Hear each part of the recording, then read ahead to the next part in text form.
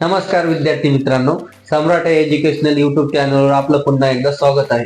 आपण आपल्या चॅनलवर जे विषय चालू केलेले आहेत, ज्यामध्ये राज्यघटना असो, विज्ञान असो किंवा अर्थशास्त्र असो, यापैकी जो महत्त्वाचा विषय आपण सुरुवातीला घेतलेला आहे तो आहे विज्ञान। आणि विज्ञानामध्ये आपण प्रथम चॅप्टरला सुद्धा सुरुवात केलेली आहे आणि आपल्या प्रथम चॅप्टरचं नाव होतं मॅटर। आता मॅटर विषयी जर बेसिक रिव्हिजन करायचे झाले, मॅटर हा असा घटक असतो ज्यापासून या सृष्टीची निर्मिती झाली। आणि मॅटरचे दोन घटक पडतात, दोन गुणधर्म पडतात, ज्यामध्ये भौतिक गुणधर्म आणि रासायनिक गुणधर्म, यावर आपण मागच्या व्हिडिओमध्ये चर्चा केलेली आहे। आणि भौतिक गुणधर्मामध्ये स्थायू, द्रव, वायू सारखे घटक येतात आणि त्यावरही आपण मागच्या व्हिडिओमध्ये चर्चा केलेली आहे। यानंतरच्या व्हिडिओमध्ये आपण जे मूलद्रव्य, संयुगे, मिश्रणे यासारखे जे मॅटरचे रासायनिक घटक आहेत त्यावर चर्चा करणार आहोत। आणि आपले जे स्थायू, द्रव, वायू विषयी जे काही गुणधर्म आपले बाकी आहेत त्या गुणधर्मावर आपण या व्हिडिओमध्ये चर्चा करणार आहोत। त्या गुणधर्म परीक्षेच्या दृष्टीने अत्यंत महत्त्वाचे आहेत, त्यामुळेच आपण या व्हिडिओमध्ये त्यावर डिटेल चर्चा करणार आहोत। आता स्थायूशी संबंधित कोणते गुणधर्म येतात, तर स्थायूशी संबंधित आहे रिजिडिटी, इलॅस्टिसिटी आणि प्लास्टिसिटी। द्रवाशी संबंधित गुणधर्म असणार आहे फ्लुइडिटी आणि कंप्रेसिबिलिटी आणि नॉन कंप्रेसिबिलिटी हा घटक स्थायू, द्रव, वायूशी संबंधितही असणार आहे आणि त्याला आपण स्थायू, द्रव, वायूशी संबंधित विचार करणार आहोत, कारण त्या पद्धतीने त्यावर प्रश्न विचारले जातात। आता कंप्रेसिबिलिटी हा मेन गुणधर्म विचारला जाणार आहे की हा गुणधर्म आहे वायूशी संबंधित, मात्र स्थायूशी त्याचा संबंध कसा असतो आणि कसा नसतो यावर परीक्षेत प्रश्न विचारले जातात, त्यामुळे आपण या संबंधी त्याचा विचार करणार आहोत। आता प्रथम आपण वेगवेगळ्या प्रकारचे स्थायू पडतात आणि वेगवेगळ्या प्रकारचे स्थायू असल्या कारणाने त्या गुणधर्मानुसार त्याच्या वेगवेगळ्या व्याख्या केलेल्या आहेत।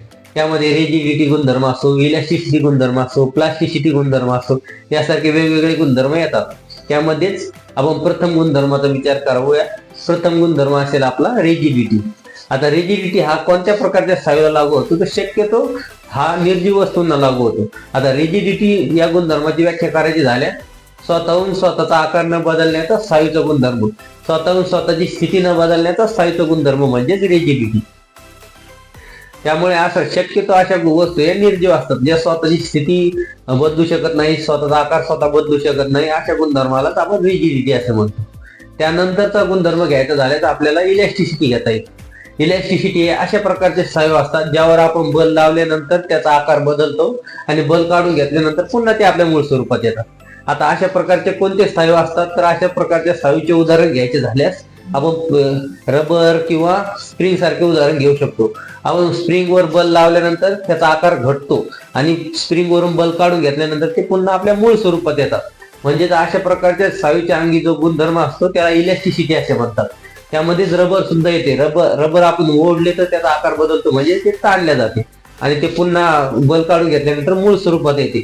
अशा प्रकारचा गुणधर्म असणारे बरेच प्रकारचे स्थायू असतात। यामध्ये आपल्याला स्पंजचं सुद्धा उदाहरण घेता येईल, ज्यावर आपण बल लावल्यावर ते दबते आणि बल काढून घेतल्यानंतर पुन्हा मूळ स्वरूपात येते। यासारखे गुणधर्म असणाऱ्या स्थायूला आपण इलॅस्टिसिटी गुणधर्म असणारे स्थायू असे म्हणतो। आणि तिसरा आणि शेवटचा गुणधर्म जर स्थायूविषयी जाणून घ्यायचा ठरल्यास आपला प्लास्टिसिटी गुणधर्म।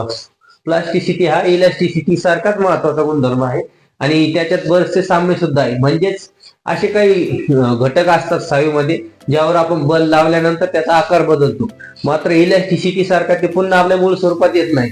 ज्यावेळेस आपण बल लावले आणि जसा त्याचा आकार झाला त्याच अवस्थेत ते बल काढून घेतल्यावर सुद्धा राहतात। आता याचे जर उदाहरण घ्यायचे झाल्यास आपण एखादा चिखलाचा गोळा किंवा पिठाचा गोळा यासारखे उदाहरण घेऊ शकतो।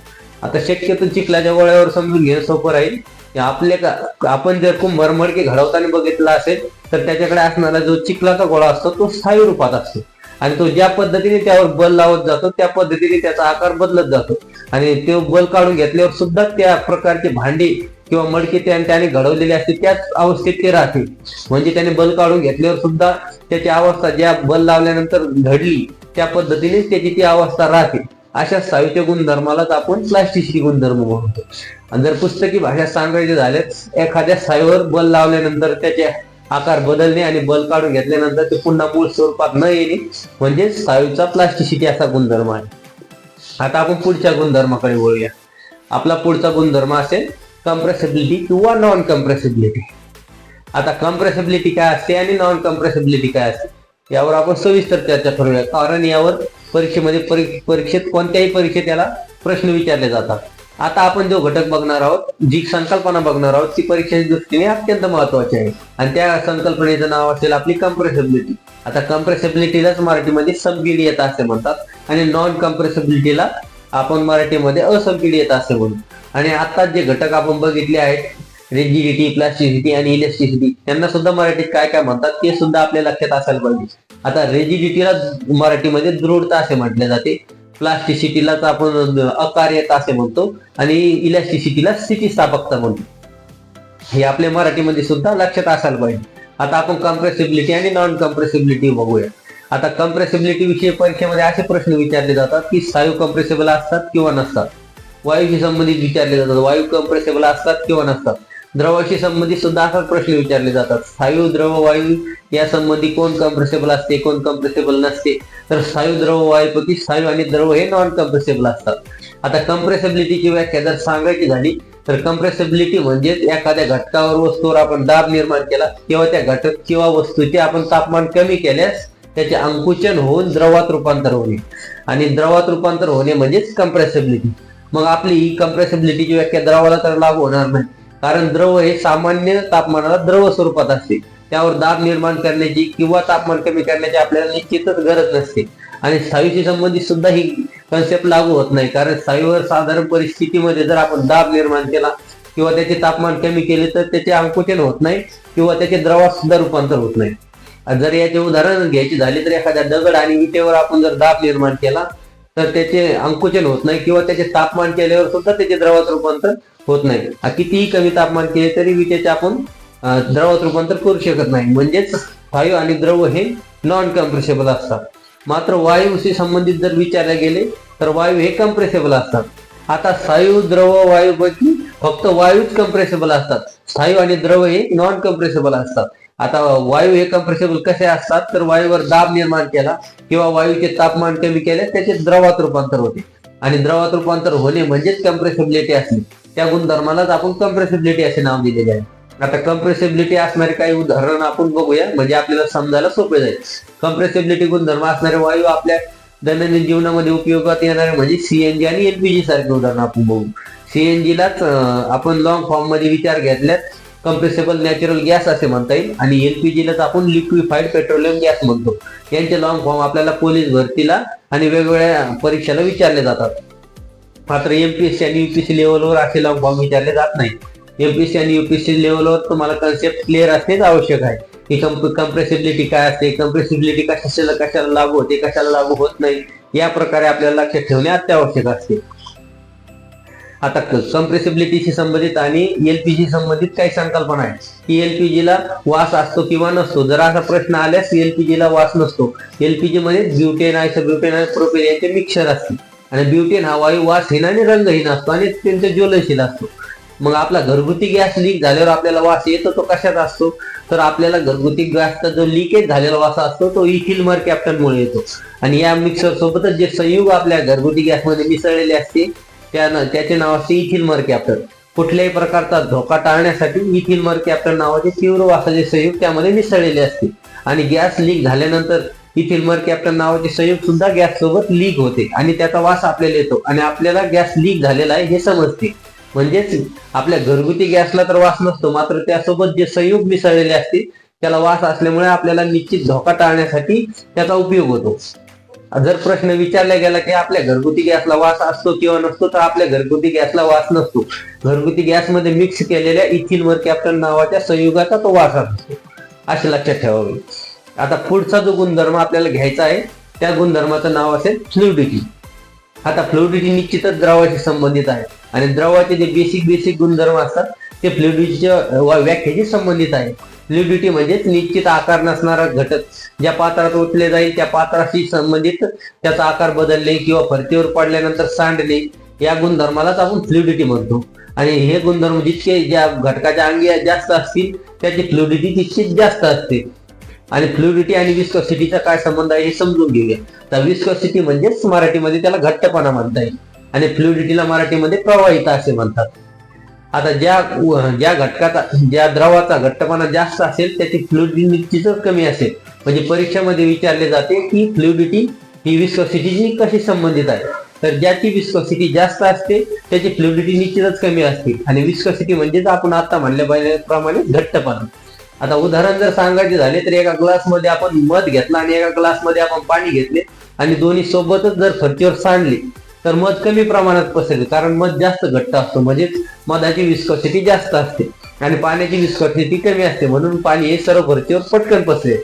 म्हणजे ज्याची विस्कोसिटी जास्त असते त्याची फ्लुइडिटी कमी असते, आणि ज्याची विस्कोसिटी कमी असते त्याची फ्लुइडिटी जास्त असते. अशा पद्धतीने ही कन्सेप्ट लक्षात ठेवावी. आता आपण स्थायू, द्रव, वायू यासारख्या 3 अवस्था बघितलेल्या आहेत. आता द्रव्याची 4थी आणि 5वी अवस्था कोणती यावर चर्चा करूया.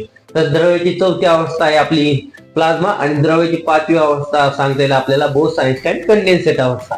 बोस-आइन्स्टाईन कंडेन्सेट असं त्याचं नाव आपल्या नावावरूनच लक्षात आले असेल की सत्येंद्रनाथ बोस आणि अल्बर्ट आइन्स्टाईन यांनी संयुक्तरित्या शोधलेली अवस्था म्हणजे बोस-आइन्स्टाईन कंडेन्सेट अवस्था.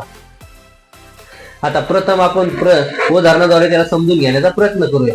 समजा आपण एक स्थायू, द्रव, वायू अशी चर्चा केलेली आहे, तर स्थायूशी संबंधित प्रथम उदाहरण घेऊया आपण बर्फाचं. बर्फाचा गोळा हा स्थायू रूप असतो. आपण बर्फाच्या गोळ्याला उष्णता दिल्यानंतर त्याचे द्रवात रूपांतर होणार, आणि द्रवात रूपांतर झाल्यानंतर अजून उष्णता दिल्यानंतर त्याचं वायूत रूपांतर होणार. हे आपल्या 3 अवस्था झाल्या, स्थायू, द्रव, वायू. आणि त्यानंतरची जी 4थी अवस्था येते त्याला प्लाझ्मा अवस्था म्हणतात.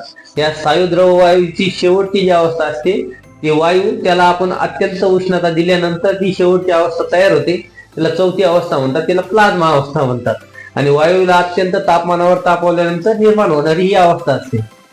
या अवस्थेमध्येच वायूला चमक निर्माण होते, आणि ही अवस्था जी आढळते ती फक्त सूर्याच्या पृष्ठभागावर किंवा ताऱ्यांच्या पृष्ठभागावर आढळते. अत्यंत उच्च तापमानाला आढळणारी अवस्था कोणती द्रव्याची, तर प्लाझ्मा अवस्था असते. या प्लाझ्मा अवस्थेनंतरची अवस्था जी द्रव्याची 5वी अवस्था असते, त्या 5व्या अवस्थेला बोस-आइन्स्टाईन कंडेन्सेट अवस्था म्हणतात. म्हणजे ही अवस्था द्रव्याला तापवून निर्माण होणे शक्य नाही, कारण अत्यंत उच्च तापमानावर तयार झालेली अवस्था आहे आपली प्लाझ्मा अवस्था. आता त्याच्यानंतर तिला उष्णता देणे तरी शक्य नसते.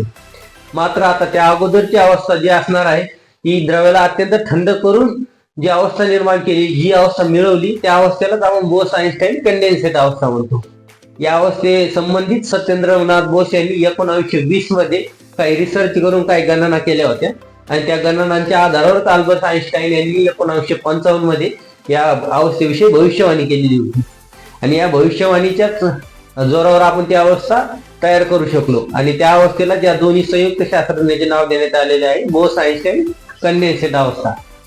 आता ही अवस्था कशी तयार होते, तर विरल बोसॉन वायूला आपण परम शून्य तापमानापर्यंत तापवले, म्हणजेच 0 केल्विन पर्यंत तापवले, किंवा -273.15 पर्यंत 15 सेल्सिअस पर्यंत त्याचे तापमान कमी केल्यास मिळणारी अवस्था म्हणजेच बोस-आइन्स्टाईन कंडेन्सेट अवस्था. आता हे सेल्सिअस काय असते आणि केल्विन काय असते आपण फिजिक्स मध्ये बघणारच आहोत. या अवस्थेनंतर आपण या लेक्चर नंतर आपण बघणारे लेक्चर मध्ये मूलद्रव्य, संयुगे आणि मिश्रणे काय असते, त्या संबंधित शास्त्रज्ञ कोणकोणते असतात आणि ते परीक्षेला कशा पद्धतीने विचारले जातात हे पुढच्या लेक्चर मध्ये कंटिन्यू करणार आहोत.